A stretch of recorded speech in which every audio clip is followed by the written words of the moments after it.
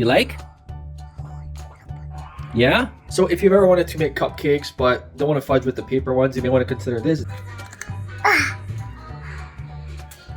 These are silicone cupcake trays that you can stick in the oven and they won't burn. You can use these as separators in a Tupperware container.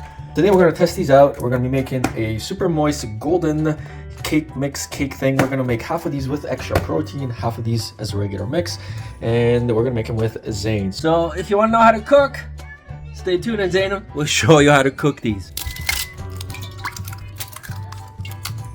Okay.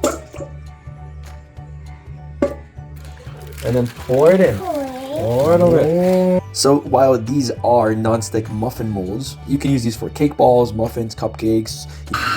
What are we making?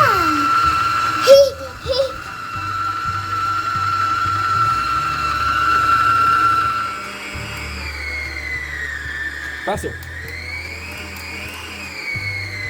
Whoa. They will withstand about 233 Celsius, which is 450 Fahrenheit. So as long as you bake under 420, you'll be okay. All right, so we've got the regular cupcakes and then we've got our protein cupcakes. What I like about this is that you don't have to spray oil like you would normally in an aluminum or steel pan because the silicone is gonna pop them up. Oh, look at this, we have raspberries, Zany. Do you like?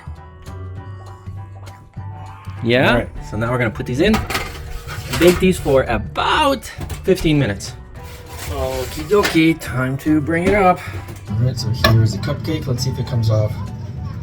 Oh my goodness, look at that. That is crazy. And it's not even sitting here for 5 minutes and I just took it out of the oven. That is some crazy stuff. Now let's see if it's cooked inside. Beautiful. What I really like about this also is that you can